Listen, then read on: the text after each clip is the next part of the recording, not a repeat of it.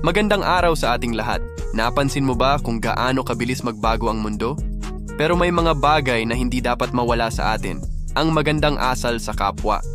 Alam mo ba na ang simpleng po at upo ay nagpapakita ng ating mayamang kultura? Ito'y hindi lang basta salita, kundi simbolo ng respeto at pagpapahalaga sa ating kapwa, lalo na sa ating mga nakatatanda. Tingnan natin ang mga simpleng paraan para ipakita ang magandang asal.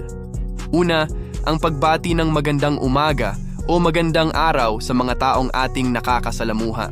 Pangalawa, ang pagsabi ng salamat po at excuse me po kapag kailangan. At pangatlo, ang pakikinig ng mabuti kapag may nagsasalita. Sa panahon ngayon ng social media, napakadaling makalimutan ang mga simpleng kagandahang asal na ito.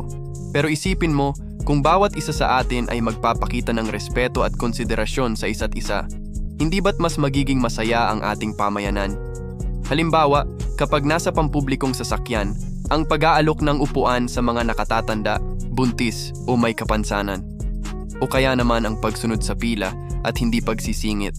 Maliit na bagay pero malaking epekto sa ating lipunan. Sa ating mga kabataan, tandaan na ang magandang asal ay hindi lumang kaugalian. Ito ay mahalagang kasanayan na magagamit ninyo sa kahit anong sitwasyon, sa paaralan, sa trabaho, at sa inyong pakikisalamuha sa ibang tao. Kaya nga, simulan natin sa ating sarili.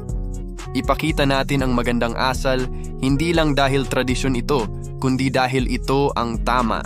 Gawing habit ang pagiging magalang at konsiderado sa kapwa. Bago tayo magwakas, gusto kong ipaalala na ang magandang asal ay hindi lang para sa ibang tao, ito ay reflection din ng ating pagkatao. At kung gusto ninyong makakita pa ng mga ganitong content tungkol sa Filipino values at kultura, huwag kalimutang mag-subscribe sa aming channel at i-click ang notification bell. Maraming salamat sa inyong oras. Hanggang sa muli mga kaibigan, panatilihin nating buhay ang diwa ng magandang asal sa kapwa.